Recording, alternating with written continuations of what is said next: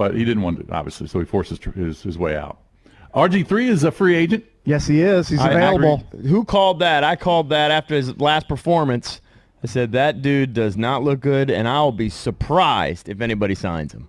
Yeah, I'll be really surprised. They also got tired of his antics, by the way. Did he have an I got some sources. I got some sources on that one. I wonder who those sources are. Can you just mention some of the antics without mentioning the source? I can't.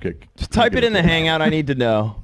Anyway, so he was one of 4 Ravens waived, including wasn't Mark Ingram waived as well? Well, they're going to. I don't know if they did yet. Okay. Oh, that means J.K. Dobbins season in 2021 for you fantasy nerds. Actually, here it is. RG3, Devontae Harris, Tramon Williams, and DeAnthony Thomas all waived, but I think Ingram's going to be Listen, I don't know anything next. about the antics until Jason tells me during the break, but you could just see from his play, it's over.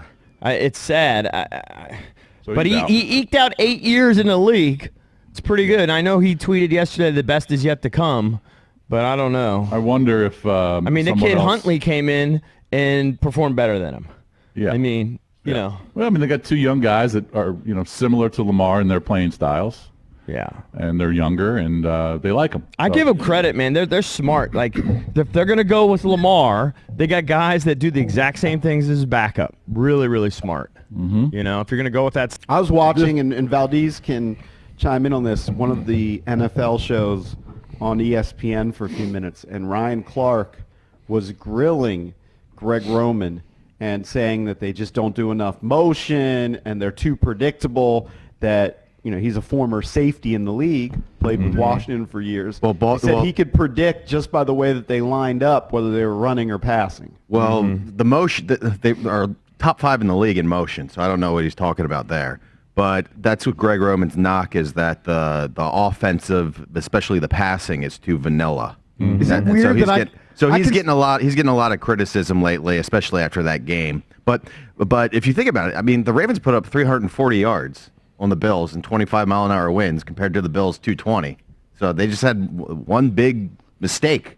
Huge. Even though Ryan Clark played in the NFL, cost him the game. I would consider Valdez more of a Ravens expert than Ryan Clark. Actually, I am. I just would. I would take Ryan Clark's Ravens knowledge against mine any day of the week. 100%. I would pummel him. I would too. I would take his X's and O's knowledge, but I would take your knowledge of the team. But that's so the big thing is that are the Ravens going to stick with Roman, and if they do, are they going to bring in like a kind of like a pass game coordinator, pass game specialist? I don't know.